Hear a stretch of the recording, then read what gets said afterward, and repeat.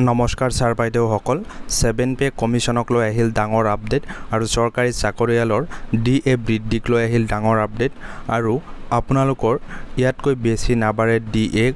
স্যালাৰিটো আৰু কিমান শতাংশ বাঢ়িব ডিএ স্যালাৰি আৰু এটো কেতিয়াৰ পৰা কাৰ্যকৰী হ'ব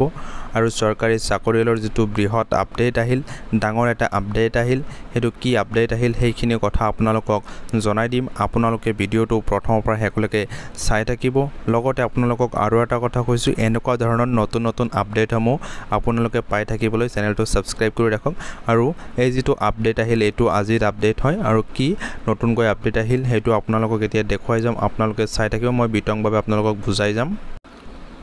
ইয়াতে দিয়া আছে 7 পে কমিশন ইয়াতকৈ বেছি নাবাৰে ডিএ চৰকাৰী চাকৰিয়ালৰ ডিএ বৃদ্ধিক লৈ ডাঙৰ আপডেট আৰু এটো লাষ্ট আপডেট ইয়াতে দিয়া আছে জুলাই 22 আজি হল 22 জুলাই 2025 10:33 AM এটো প্ৰকাশ পাইছে জাননীটো ইয়াতে লিখা আছে 7 পে কমিশন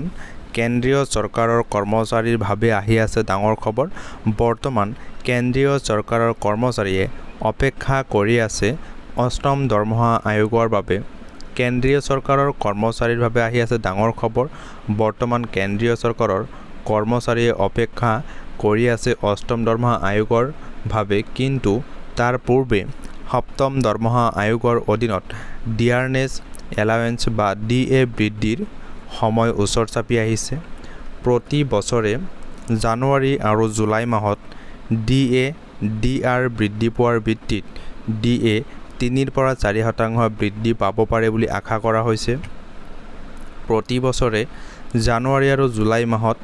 ডিএৰ বৃদ্ধি পোৱাৰ ভিত্তিত ডিএ 3 পৰা 4% বৃদ্ধি পাব পাৰে বুলি আশা কৰা হৈছে অৰ্থাৎ কেন্দ্ৰীয়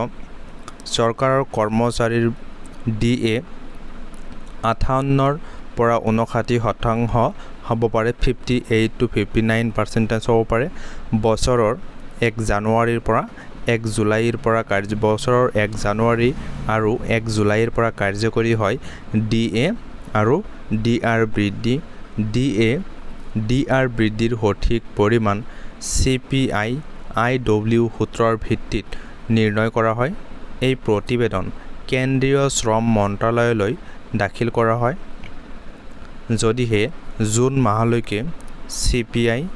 আইডব্লিউ সুস্থিৰ হৈ থাকে বা সামান্য বৃদ্ধি পায় তেন্তে ডিএ 3 পৰা 4% বৃদ্ধি পাব পাৰে